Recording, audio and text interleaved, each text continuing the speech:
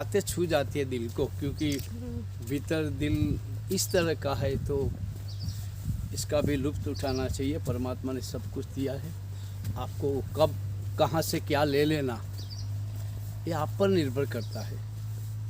आप चूक जाते हो और दूसरों के प्रति बोल देते हो कि इसकी वजह से उसकी वजह से। हमारी समझ ये है कि जो कुछ होता है वो हमारी वजह से होता है। जो कुछ पाया हमने उसकी वजह हम है, जो नहीं पाया वो भी हम। कसूरवार कोई नहीं है, जिम्मेवारी खुद की है, लेकिन हमारा ये स्वभाव है कि दूसरों पर थोपना। इसकी वजह से नहीं पाया, इसकी वजह से रुक गया, इसकी वजह से टूट गया, इसकी वजह से हुआ, ये हमारा मूल स्वभाव है। बाकी परमात्मा ने सबको दिया है, देने में कोई कंजूसी नहीं रखी। अगर हम बांटने में कंजूसी रखें तो ये हमारा स्वभाव है। तो बांटना चाहिए, प्रेम भी बांटो, सौंदर्य में घूमो, सौंदर्य के उपासक हो जाओ, आराधना उसकी करो जिसमें तुम्हें परमात्मा दिखाई दे, उसके गले लगाओ जो परमात्मा है। जो व्यर्थ है उसको छोड़ दो। अगर स्वभाव किसी से मेल खाता है तो 2 घंटे 4 घंटे रुको।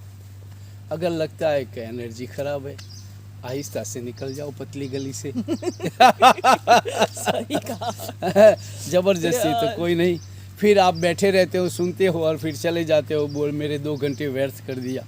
अरे भाई, किसने कसम दी थी आपको कि आप बैठो व्यर्थ की बातें सुनो? आपको सुनने में भी रस आता है व्यर्थ की बातें, और फिर कहते हो उसने मुझे व्यर्थ की बातें सुनाई, मेरा टाइम ख़राब कर दिया। भाई जल्दी से उठ जाओ। मैं तो ट्रेन या बस में मुसाफरी करता हूँ, तब भी बगल में बैठे इंसान से या कोई भी व्यक्ति से मुझे लगता है कि ठीक नहीं है तो मैं सीट बदल लेता हूँ या खड़े रह जाता हूँ। अरे बैठो बैठो, क्यों नहीं बैठते? नहीं नहीं, अरे मैं बैठ बैठ के थक गया हूँ इसलिए खड़ा रहना उचित है। बस ऐसा करके भी खड़े रह सकते हो। लेकिन आपको एक साइड में रस भी आता है और एक साइड मन कह रहा है कि गलत भी है। ये दोनों बात नहीं हो सकती, एक म्यान में 2 तलवार नहीं रह सकती। तो आप पर निर्भर है डिसीजन कब लेते हो। डिसीजन सही नहीं है तो आप दुखी होते हो और दुख की वजह खोजते हो, फिर दूसरों पे थोपते हो, दूसरा ही मिलता है, अपनी तो कोई गलती कभी किसी को यही हमारी नहीं है। कहानी है।